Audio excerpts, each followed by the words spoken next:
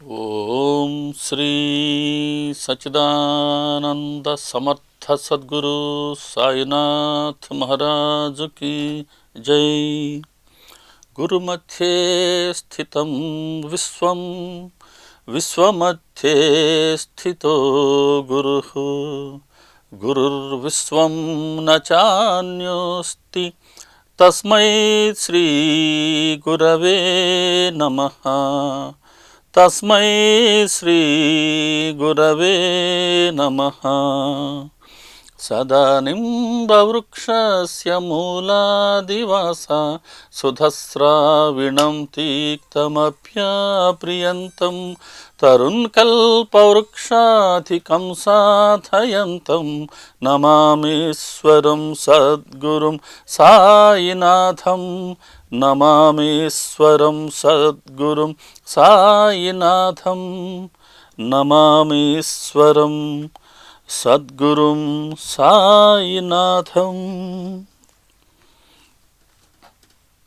సాయి కృపతో, సాయి ప్రేరణతో, సాయి సన్నిధిలో శ్రీ ఏటిగడ్డ కమ్యూనికేషన్స్ న్యూస్ ఛానల్ వారు ఏర్పాటు చేసిన శ్రీ సాయి సచ్చరిత్ర ఓవి టు ఓవి మణిగారిచే తెనిగించబడ్డ సంపూర్ణ అనువాద గ్రంథ ఆధారిత గురుకథాశ్రవణం అనే ఈ సత్సంగాన్ని వీక్షిస్తూ ఉన్న ప్రేక్షక మహాశయులైన మీ ప్రతి ఒక్కరికిను, అలాగే ఈ కార్యక్రమం ద్వారా మన అందరికీ తమ సన్నిధిని ప్రసాదించి తమ స్మరణ చేసుకునే భాగ్యాన్ని ప్రసాదించిన సమర్థ సద్గురువు సాయినాథుని దివ్య పాద పద్మాలకి నమస్కారం చెల్లిస్తూ ఉన్నా.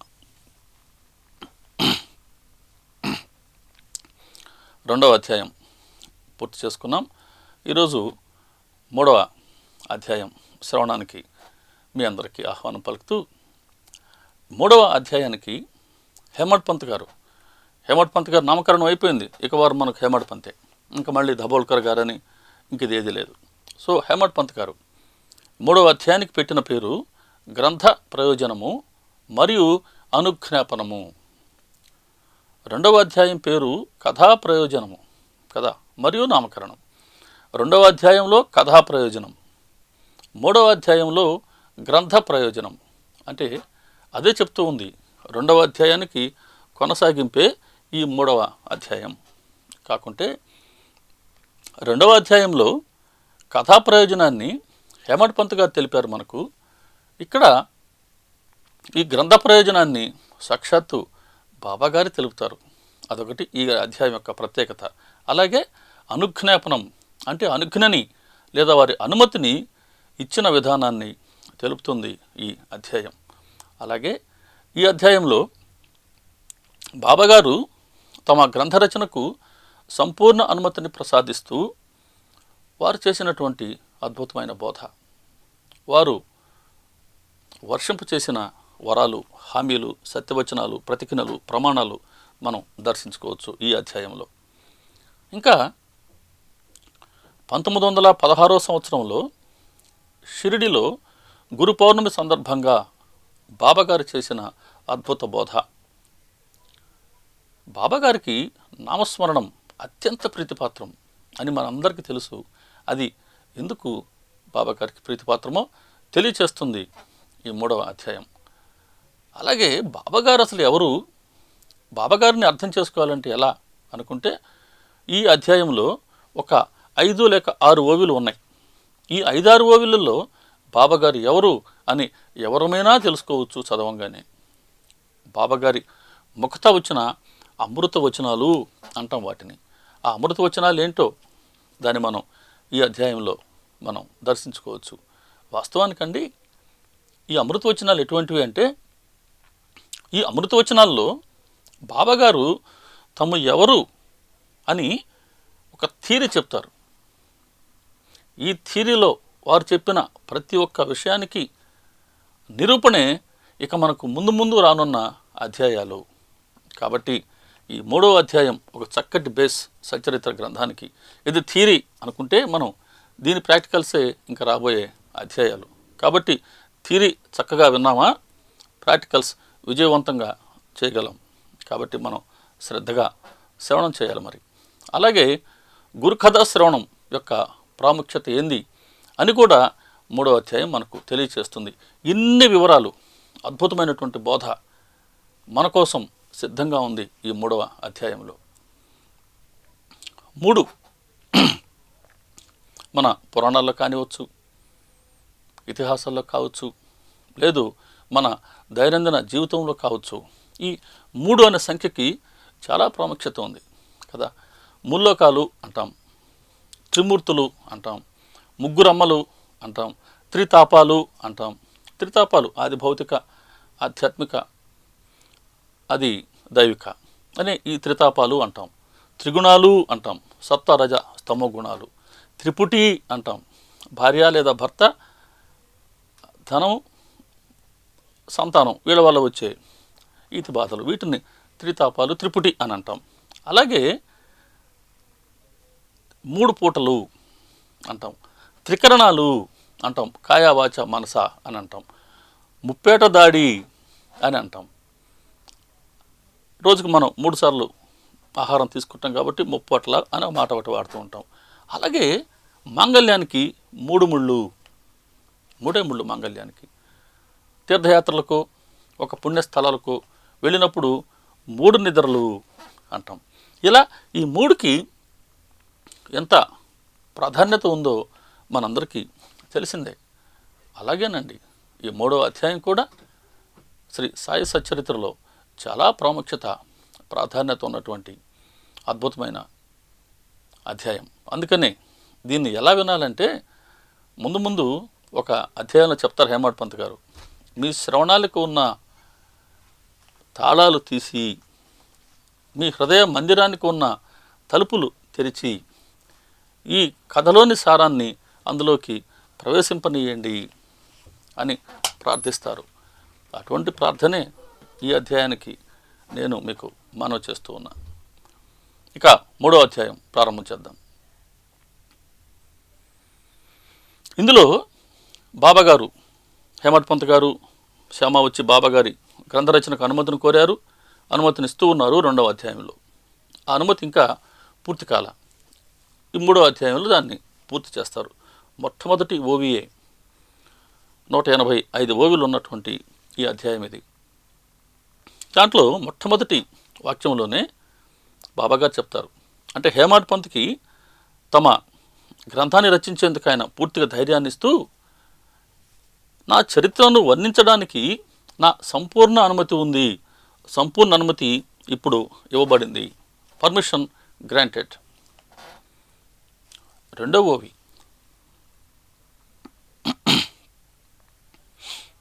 ఈ అనుమతిని ఆయన ప్రసాదిస్తూ, నీవు నీ పనిని చేయి,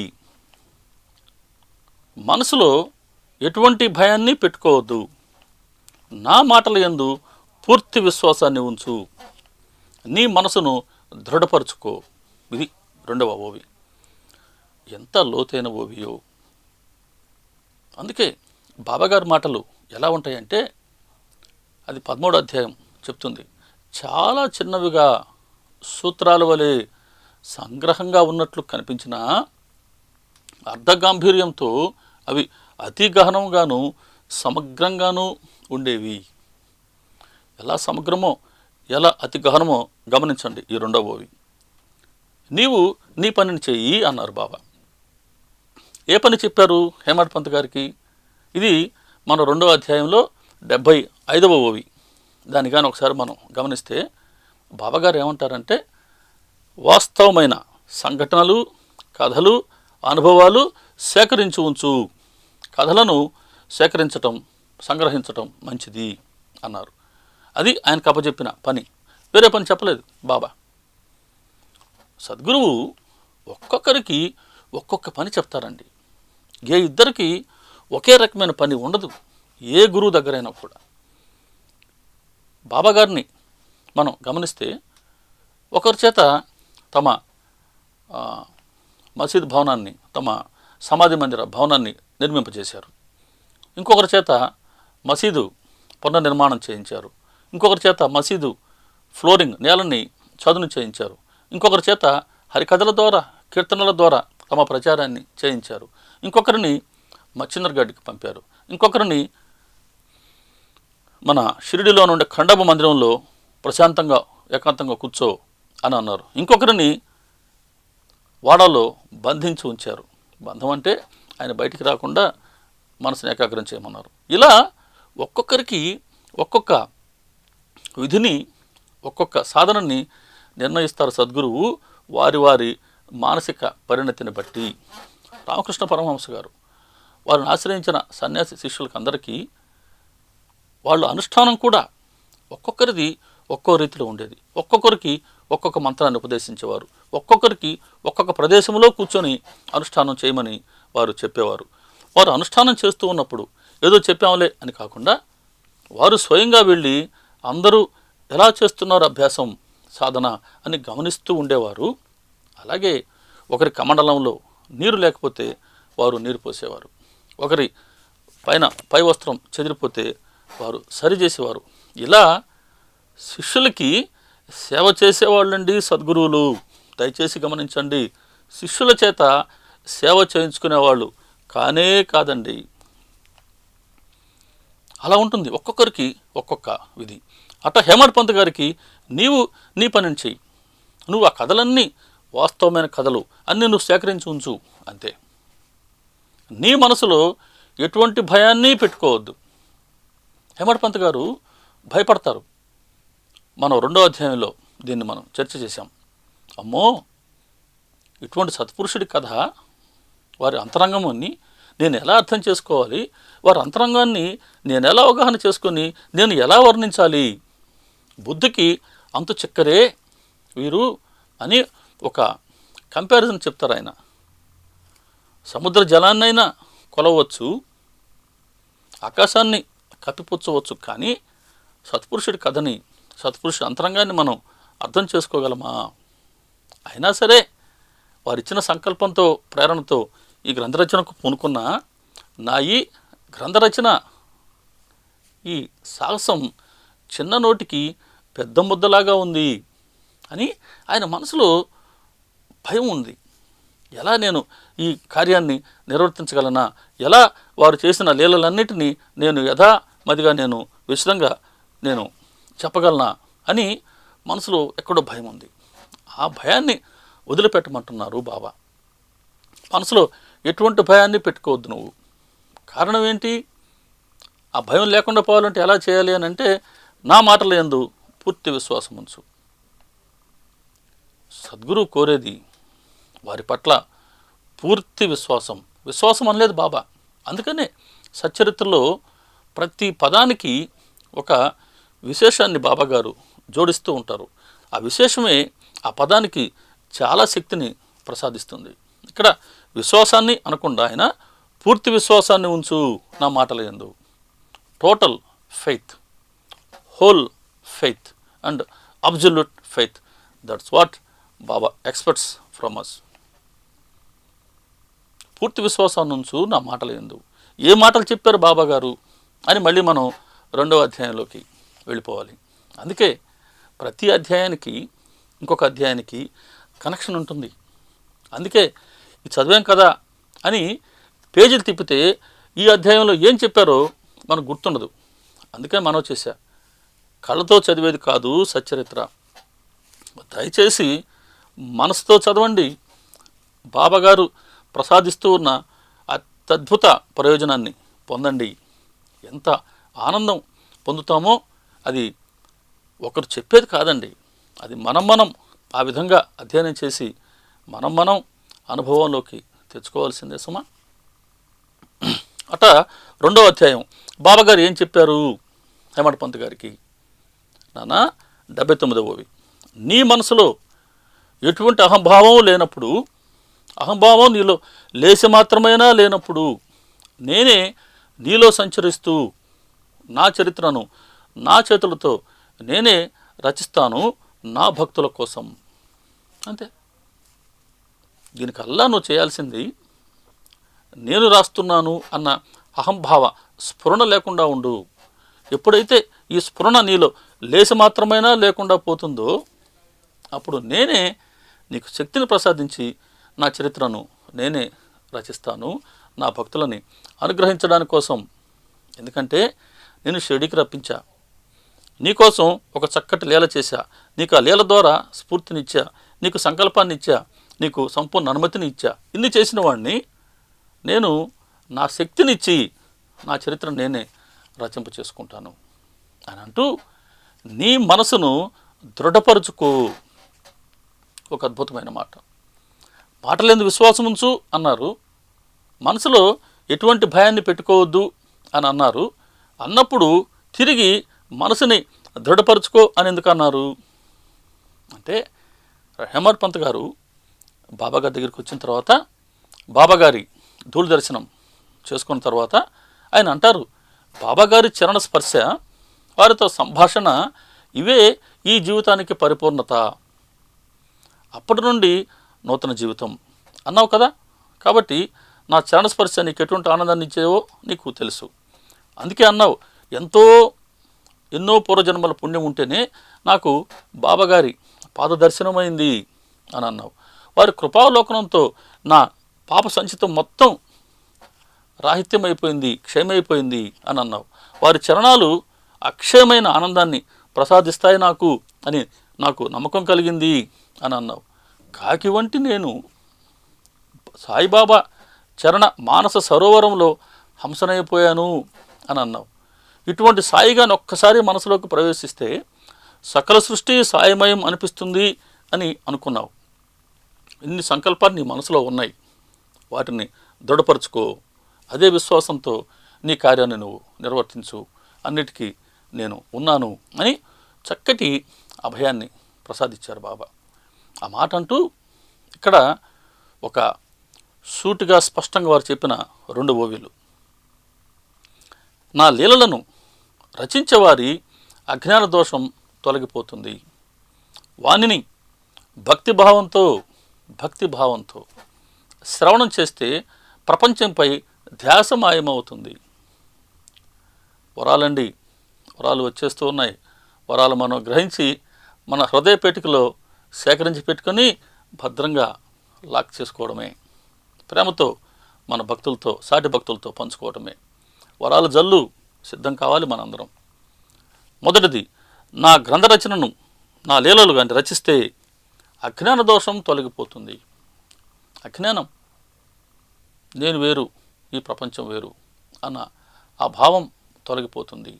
ఆ భావం మాయ నుండి జనించింది కాబట్టి మాయని అధిగమించేలా చేస్తుంది. మాయను అధిగమిస్తే, మాయని జయిస్తే ఇంకా సాక్షాత్తు గురువుతో లేదా భగవంతుడితో సమాగమమే, వారితో మనం ఐక్యం కావడమే. అటువంటి ఐక్యతను లేదా ముక్తిని, సాక్షాత్కారాన్ని ప్రసాదిస్తుంది. అలా అజ్ఞానం తొలగించబడితే ఇటువంటి ప్రయోజనం ఉంది. నా లీలల్ని రచన చేస్తే అని రచించేవారికి ఆ విధంగా ముక్తినిస్తాను అని వరమిస్తున్నారు. ఇంకా రెండో వాళ్ళం మనం ఈ లీలలన్నిటినీ భక్తిభావంతో శ్రవణం చేస్తే, శ్రవణం చేయటం కూడా బాబాగారి పట్ల భక్తితో, సద్భావంతో చేస్తే ప్రపంచంపై ధ్యాస మాయమవుతుంది. ప్రపంచంపై ధ్యాస ఏంటి అంటే, ప్రాపంచక విషయాలపై మనకు ఉన్న ధ్యాస, విషయ సుఖాల పట్ల మనకున్న ధ్యాస, కుటుంబ సభ్యులు అనండి, ఇతర వ్యవహారాలు అనండి, వీటన్నిటి పట్ల మనకున్న ధ్యాస, ఇదే సంగత్వం, ఇదే అనురక్తి, ఇదే మనం చేసే పనులని, మనం చేసే కర్మలని నియంత్రిస్తూ ఉంటుంది. దానివల్ల రాగం, ద్వేషం అనే బంధాలకి ఇదే కారణమవుతూ ఉంది. కాబట్టి ఇటువంటి సంగత్వం బంధాలకు, తిరిగి జన్మలకు కారణమవుతూ ఉంది. నా కథలను కానీ, నా లీలలను కానీ మీరు భక్తిభావంతో శ్రవణం చేస్తే ఈ ధ్యాసను నేను మాయించేస్తాను. ధ్యాస, అనురక్తి, సంగత్వం మాయమవుతుంది, నిస్సంగత్వాన్ని మనకు ప్రసాదిస్తుంది. నిస్సంగత్వం నిర్మోహత్వానికి, నిర్మోహత్వం నిశ్చలతత్వానికి, నిశ్చలతత్వం ముక్తికి దారితీస్తుంది. కాబట్టి తిరిగి శ్రవణం చేసేవాళ్ళు మంచి చక్కటి భక్తితో, సద్భావంతో ఆలకిస్తే వారు కూడా ముక్తిని పొందగలరు. కాబట్టి రాసేవాళ్ళకి ఎటువంటి ఫలితం ఉందో శ్రద్ధగా భక్తితో వింటే మనకు అటువంటి ఫలితాన్నే ప్రసాదిస్తున్నారు బాబా. శ్రవణం అనే సాగరాన 4వ ఓవి చెప్తుంది. శ్రవణం అనే సాగరాన భక్తి ప్రేమామృతం అనే అలలు లేస్తూ ఉంటాయి. ఈ అలల్లో మరలా మరలా మునకలు వేస్తే జ్ఞానరత్నాలు లభిస్తాయి. కాబట్టి సచ్చరిత్ర దీంట్లో బాబాగారి కథలు, దీన్ని శ్రవణం అనే సాగరం అని చెప్తున్నారు బాబా. ఈ సాగరంలో సహజంగా ఉండే అలలు ఏంటంటే బాబాగారి పట్ల భక్తి, బాబాగారి పట్ల ప్రేమ, వీటిని జనిస్తూ ఉంటాయి. ఇటువంటి అలల్లో అంటే భక్తి ప్రేమలతో ఈ శ్రవణం అనే సాగరంలో మరలా మరలా మీరు మునకలు వేస్తే జ్ఞానరత్నాలు లభిస్తాయి అని చెప్తున్నారు బాబా. జ్ఞానరత్నాలు లభ్యం కావడం అని అంటే మన అజ్ఞానం నిరసనం కావటం. కాబట్టి సచ్చరిత్రని భక్తితో ప్రేమతో శ్రవణం చేయాలి. చేస్తే అది మనకు అజ్ఞానాన్ని నిరసనం చేస్తుంది అని బాబాగారు ఇస్తున్నటువంటి వరం. ఈ మాట బాబాగారు చెప్పంగానే హేమడ్ పంత్ గారికి ఎంతో ధైర్యం వచ్చింది. వెంటనే వెళ్ళి బాబాగారి పట్ల పూర్తి విశ్వాసంతో వారి గ్రంథ రచనను ప్రారంభించాను. బాగుంది. ఎలా ఈ భగవంతుడి లేదా ఈ భగవత్ స్వరూపుడి గ్రంథాన్ని రచించాలి? వేదాలు, స్మృతులు ఇవన్నీ కూడా మోగబోయినాయే భగవంతుడి తత్వాన్ని వర్ణించడానికి. నేను ఇలా ఎలా చేయగలను? అయినా సరే అమోఘమైన శక్తి ఉన్న బాబాగారిపై నేను భారం వేసి నేను ఈ కథను ప్రారంభించానండి. అయినా బాబాగారే వారు తలుచుకుంటే వారి కథలను వారే మనకు తెలియచేస్తారు అని అంటూ అక్కడ ఇంకొక మాట రాస్తాడు. శాస్త్ర విశారదులు, వేద విధులు, పండితులు, ప్రజ్ఞావంతులు, ఘటపటాది శబ్దాలతో వివాదాలు చేసేవారు వారి జోలికి పోకండి. సుమారుగా 100 సంవత్సరాల క్రితమే సచ్చరిత్రలో ఎంత చక్కటి సూచన చేసి ఉన్నారో చూడండి బాబాగారు హేమడ్ పంత్ గారి ద్వారా. శాస్త్ర విశారదులు, శాస్త్రాలని అధ్యయనం చేస్తాం. అధ్యయనం చేసినంత మాత్రాన భగవంతుణ్ణి పొందలేవు. వేద విధులు, వేదాలను అధ్యయనం చేసి ఉంటావు, కానీ అది వారి కృపని పొందేలాగా చేయలేకపోవచ్చు. పండితులు, ప్రజ్ఞావంతులు, వీరి పాండిత్యమో వీరి ప్రజ్ఞో వారి కృపని పొందేందుకు సరిపోవు. వారి ముందు ఇవేవి చెల్లవు. వాద వివాదాలు చేసేవారు, వాదం వివాదం అంటే బాబాగారికి పూర్తి అసహ్యం. కాబట్టి ఇటువంటి వాళ్ళు ఎవరు వారి జోలికి వెళ్ళకండి. ఎందుకన్నారు ఈ మాట? ఎంత సందర్భోచితమో నేడు జరుగుతున్న పరిణామాలు ఒక్కసారి గుర్తుకు తెచ్చుకోండి. ఎవరెవరో పెద్దలు బాబాగారిని విమర్శిస్తూ ఉన్నారు. అటువంటి విమర్శలకి ఎందుకండి నా జోలికి మీరు రావద్దు. మీరు చేసే సాధన మీరు చేసుకోండి. మీకు ఉన్న శక్తిని బట్టి మిమ్మల్ని ఎవరైతే ఆశ్రయిస్తారో వాళ్ళకి చక్కటి మార్గాన్ని చూపండి. అంతేకాని ఎందుకు వారి జోలికి వెళ్తారు అని చెప్తున్నారు హేమడ్ పంత్ గారు. అలాగే కొంతమంది పెద్దలు అంటారు సచ్చరిత్రలో బీజాక్షరాలు లేవు, దానిని ఆశ్రయిస్తే ప్రయోజనం లేదు అని కొంతకాలం క్రితం కొన్ని వ్యాఖ్యలు రావడం జరిగింది. ఎటువంటి ప్రయోజనం ఉందో ఈ గ్రంథ ప్రయోజనం ఏంటో బాబాగారు ముందే తెలిపారు. ఈ గ్రంథాన్ని కానీ చక్కగా రచన చేస్తే అజ్ఞానం తొలగిపోతుంది. శ్రద్ధగా భక్తితో కానీ వింటే జ్ఞానరత్నాలు మీకు లభిస్తాయి అని, అజ్ఞానం నిరసన అవుతుంది, రచించిన విన్న అజ్ఞానం నశిస్తుంది, ముక్తి పొందగలరు అని ఇంతటి ప్రయోజనాన్ని బాబాగారు స్వయం చెప్తూ ఉంటే ఇక్కడ బిజాక్షరాలు లేవు సచరిత్రలో, కాబట్టి ఇది ప్రయోజనాన్ని ఇవ్వదు అని చెప్తే, సార్ పెద్దలారా, మీరు ఏ ఉద్దేశంతో ప్రయోజనం అని అన్నారో ఆ ప్రయోజనం ఎటువంటిదో ఒకసారి తెలుపగలరు. దయచేసి మీ గ్రంథాలని విశ్వాసంతో ఆరాధించండి, వాటిని అందరికీ తెలపండి, చక్కటి ఫలితాన్ని పొందేలా వాళ్ళకి చక్కటి శిక్షణ ఇవ్వండి. కానీ బాబాని సచ్చరిత్రని ఆశ్రయిస్తున్న కోటాను కోట్ల మంది మనోభావాలను దయచేసి దెబ్బతీయవద్దని నేను మీ పాదాల వద్ద మనవి చేసుకుంటున్నానండి అనేదా భావించవద్దు. కాబట్టి బాబాగారు ఇక్కడ చెప్తున్నారు ఇటువంటి వారు ఎవరు వారి జోలికి రావద్దు అని చెప్తూ, శ్రీహరి ఎప్పుడూ అమాయక భక్తుల కోసం తహతహలాడుతూ ఉంటాడు, ప్రేమ కోసం పరితపిస్తూ ఉంటాడు. అమాయక భక్తుల్లోనే ప్రేమ ఉంటుంది. ఇటువంటి భక్తుల కోసం ఎదురు చూస్తారు. అటువంటి ప్రేమ కోసం వారి ఆధీనంలో ఆయన పనిచేస్తారు. శ్రీహరి లేదా భగవంతుడు భక్తుల చేతిలో కీలుబొమ్మ, కానీ డాంబికులకు వారు సదా దూరంగా ఉంటారు. మళ్ళీ ఎంత చక్కటి బోధ ఇక్కడ. భగవంతుడు లేదా సద్గురువు మన నుంచి ఆశించేది ఒక నిర్మలమైన ప్రేమని మాత్రమే. దంభం వారికి మనల్ని చాలా దూరంగా నెట్టివేస్తుంది. వారి దరికి మనం వెళ్ళలేం. దంభం. మనల్ని ఎవరైనా గమనిస్తున్నారా లేదా? నడిచిపోయేవాడు దంభం ఉన్నవాడు. నేను నడిచి వెళ్తుంటే నన్ను చుట్టుపక్కల ఉండేవాళ్ళు చూస్తున్నారా లేదనని వాళ్ళందరి వైపు చూసుకుంటూ పోతుంటాడట. రామకృష్ణ పరమహంస గారు ఓ సందర్భంలో చెప్తారు ఈ మాట. అది దంభం. అటువంటి దంభం, డాంబికం ఇక్కడ పనికిరాదు. భక్తులే కావచ్చు, కానీ భక్తుల్లో ఈ దంభం ఉందా, అది సద్గురు కృపకి మనం దూరం చేస్తుంది. రామకృష్ణ పరమహంస గారు చెప్తారు, భక్తులలో 3 రకాల వాళ్ళు ఉన్నారు సుమా అంటారు ఆయన. సత్వగుణం, రజోగుణం, తమోగుణం ఉండే భక్తులు ఉంటారు. సత్వగుణం ఉండే భక్తులు వాళ్ళు పడుకొని ఉన్నారు అనుకుంటామంట మనం.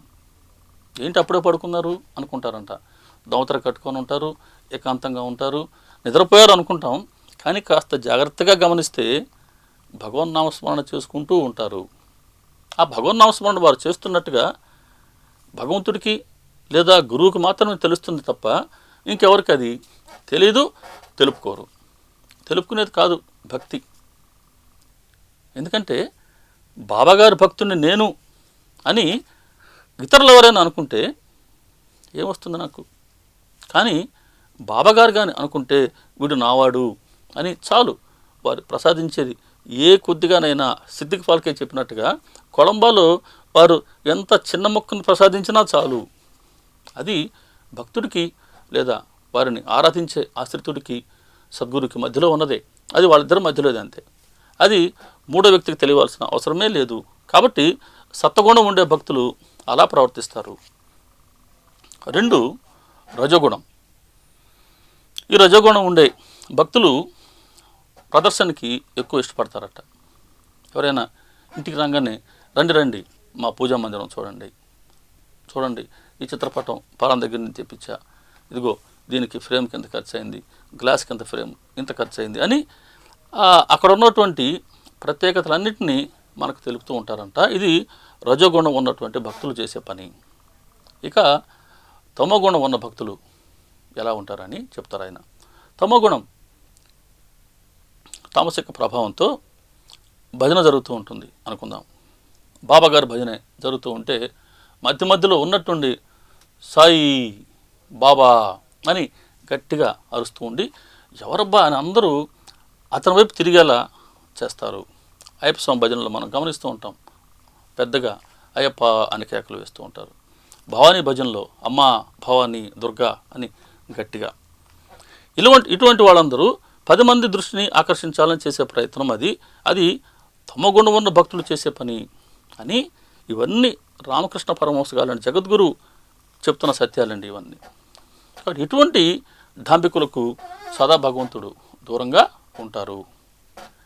సరే, మళ్ళీ హేమంత్ పంత్ గారితో బాబా అంటారు, నీకు ఇదే శుభాన్ని కలిగిస్తుంది, ఇదే నా ఈ అవతార కార్య సార్థకత, ఇదే నేను పదే చెప్పేది, దీనిని గురించే నా చింత.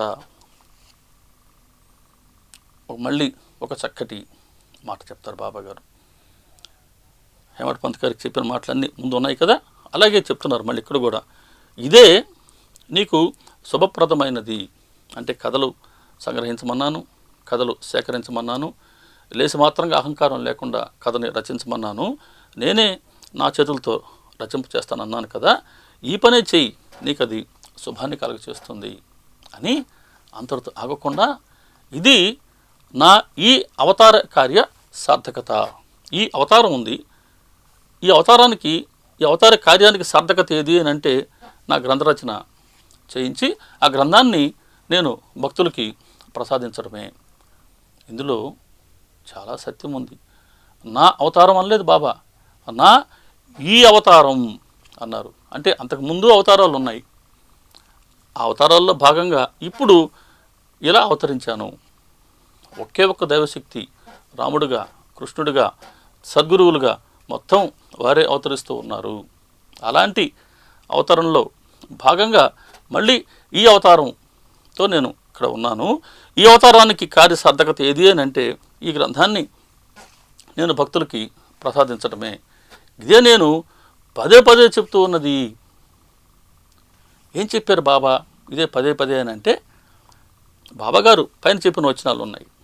మీరు నా గ్రంథ రచన, నా కథల్లో, నా లీలల్లో మరలా మనుకలు వేయండి, అజ్ఞానాన్ని తొలగించుకోండి, తర్వాత చక్కగా శ్రవణం చేయండి, మీ మనసులో ఉండే మాలిన్యాలు మొత్తం తొలగిపోతాయి అని చెప్పి ఉన్నారు కదా.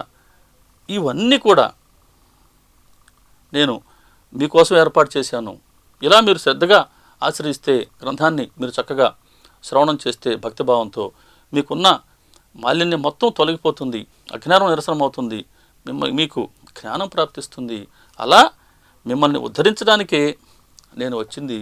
ఇదే నేను పదే పదే చెప్పేది. చరిత్రని శ్రవణం చేయండి, నన్ను ప్రేమగా ఆరాధించండి అని చెప్తూ ఉన్నాను. దీని గురించే నా చింత. అంటే ఎంత త్వరగా గ్రంథాన్ని రచించి దీన్ని మానవాళికి వారు ప్రసాదికంగా ప్రామాణికమైన గ్రంథాన్ని ప్రసాదించాలని వారు ఎంతో చింతన పడ్డారని వారి మాటల్లోనే చెప్తూ ఉన్నారు. అంత చింతన పడబట్టే హేమడ్ పంత్ గారిని బాబాగారు స్వయంగా పిలిపించుకోవడం జరిగింది, వారికి ప్రేరణ ఇవ్వడం జరిగింది, స్ఫూర్తిని ఇవ్వడం జరిగింది, శక్తిని ఇవ్వడం జరిగింది. ఈ గ్రంథాన్ని రచింపచేస్తూ ఉన్నారు వారి చేత. ఇంకా తరువాయి భాగాన్ని రేపు దర్శనం చేద్దాం. శ్రీ సచ్చిదానంద సమర్థ సద్గురు సాయినాథ్ మహారాజుకి జై. సాయిబాబా అని పేరుతోనే పిలవాలా? మనసును తలుచుకుంటే కోరిన కోర్కెలు తీర్చే దైవం. బాబా జననం ఒక అంతు చిక్కని అద్భుతం. బాబా లీలలు అనంతం. బాబా నామస్మరణం తనివి తీరని, జన్మ చాలని ఒక గొప్ప వరం. బాబా గారు తమను తాము చూపుతూ మన గురించి తెలిపేదే ఈ బాబా గారి సచ్చరిత్ర. ఇందులోని ప్రతి అధ్యాయం, ప్రతి బోధ, అంశాలు, బాబా లీలలు ఏమని చెప్పాలి, ఎంతని చెప్పాలి? సర్వం బాబా.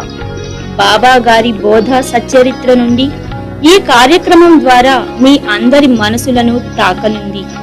బాబా గారి దీవెనలు మీ ప్రతి ఇంటిని చేరుతాయని మనస్ఫూర్తిగా నమ్ముతున్నాము. బాబా గారి కృపతో, ప్రేరణతో Shri Sai Satcharitra OVI to OVI మీ SYC న్యూస్ ఛానల్లో